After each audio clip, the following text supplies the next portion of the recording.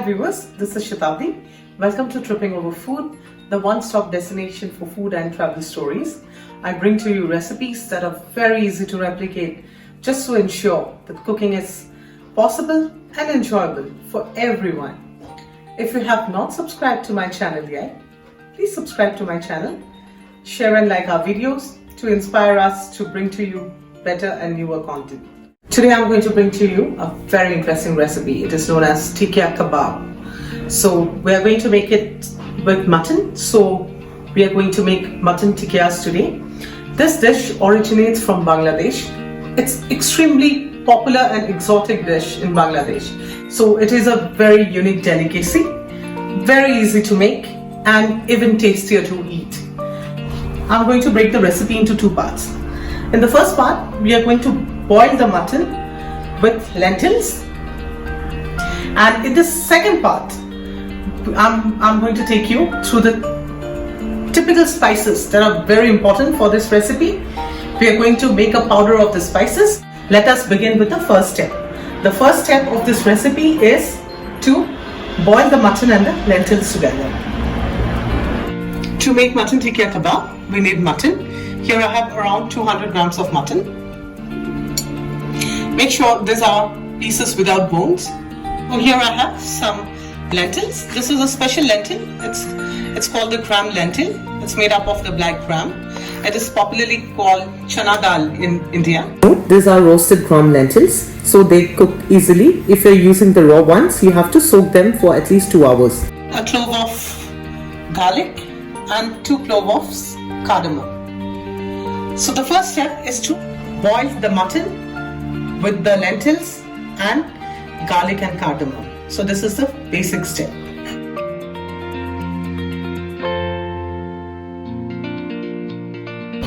We are going to cook them until 5 whistles. The mutton should be soft by then. While our mutton is cooking along with the lentils, let me take you through the main spices, the dry ingredients. You need a little tiny piece of nutmeg because I'm making for 200 grams of mutton. Here I have around 10 black peppercorns and 10 white peppercorns. These are optional. These are not readily available. You can skip them. These are 4 cardamom, 1 small stick of cinnamon. This is 1 teaspoon of fennel seeds or soft. The original recipe has a way lot of spices.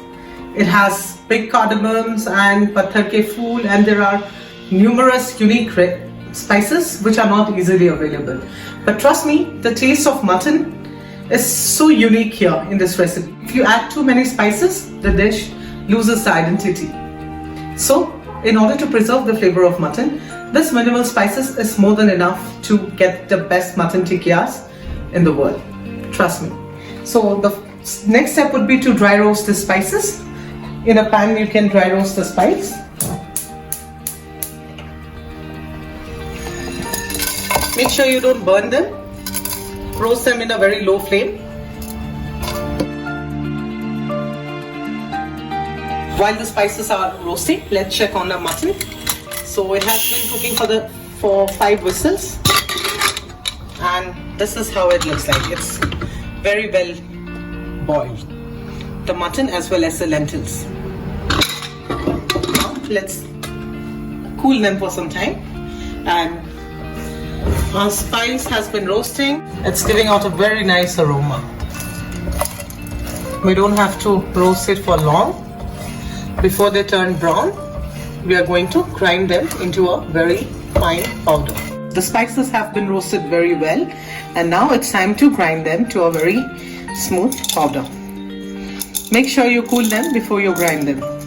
So this is the freshly made powder of all the spices. Just keep them aside.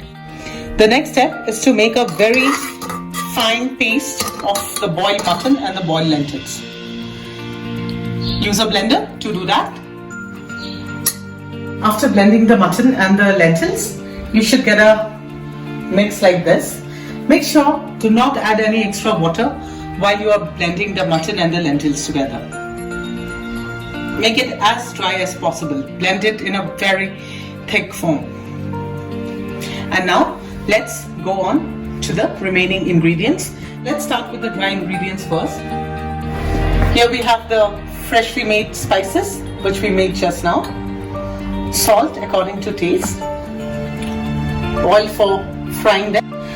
We are not going to deep fry them. We are going to shallow fry them in a pan. So approximately we will need 5 to 6 tablespoons of oil. Some chopped chilies. This is based on your preference. Some chopped mint leaves or pudina. You can also use coriander leaves. Some chopped garlic. Some chopped ginger. Around 50 grams of chopped onion, very finely chopped. Now we are going to mix all the ingredients into our lentil and mutton mixture. First goes in our onion.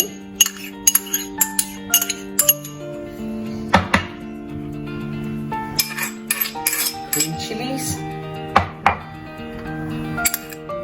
1/4 teaspoon of garlic.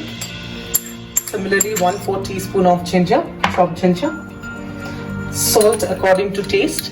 So I'm just using 1/4 teaspoon now. If required, I'll add more. The spices which we just made, because we are cooking only 200 grams of mutton and 100 grams of lentil, so half a teaspoon of this spice is enough. And your chopped mint leaves. Now mix it very well with a very clean hand, but before that heat the pan where you are going to fry your mutton tikkiyas. I'm adding approximately 3 to 4 tablespoons of oil. Mix it very well. The lentil acts as a binding ingredient, plus the gram lentil has a very good flavor. That's why you cannot use the powdered gram flour or besan. It's not advised to use it, because the best and the original recipe is boiling the mutton along with the gram lentils. Since this is a cooked mixture, you can taste the seasoning. I would advise you to taste the seasoning before you add any extra salt. We do not add any water while blending the lentil and the mutton together, because we do not use any binding agent to this apart from the boiled lentils. Because I have blended it in a very thick form, it's very easy for me to make them into flat shape kebabs. So once you have mixed them well, apply some oil on your palm. Make sure your hands are washed thoroughly, and then start rolling this into flat shaped kebabs.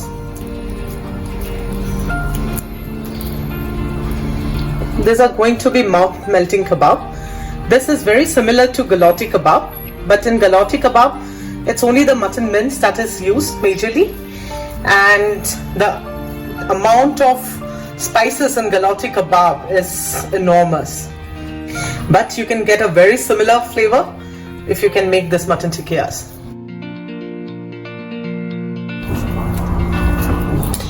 The best part of this mutton tikkiyas are, you can always freeze them. You do not have to fry all the tikkiyas at a time. You can freeze them for at least 2 to 3 days, and when the guests arrive, you can defrost them and fry them. So you just can store them in a airtight container in your freezer. It will stay well at least for 3 days. Or if you want to store it for a little longer, you can avoid mixing the raw ingredients, that is onion, garlic and all. You can just store your paste of mutton and lentil, and you can store that paste for at least 7 to 10 days. So our mutton tikkiyas are ready to be fried now. We are going to shallow fry them. Shallow fry them in a very low flame. And remember, these are very fragile, so be very careful while you handle them. Fry them on one side until they turn golden brown for at least 4 to 5 minutes before you flip them. I'm just going to fry 7 pieces and the remaining 6 pieces I'm going to store them. And you can see with 200 grams of mutton and 100 grams of lentil, you could make 13 mutton tikkiyas. So after 3 minutes, I have just increased the flame to medium low, and now it's time to flip our mutton tikkiyas. They are very delicate, so be very careful where you handle them.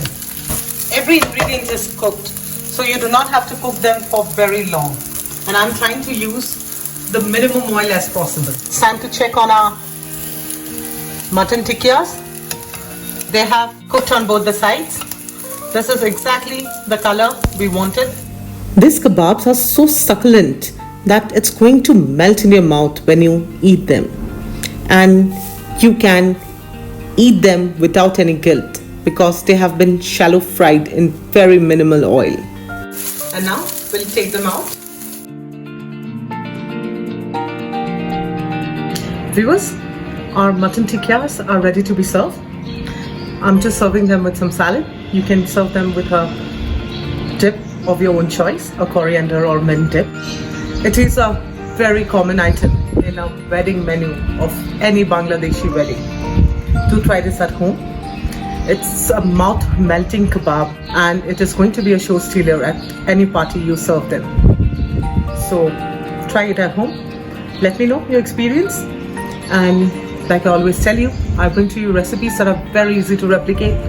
So subscribe to our channel, like and share our videos, and keep supporting Tripping Over Food, the one-stop destination for food and travel stories. Take care.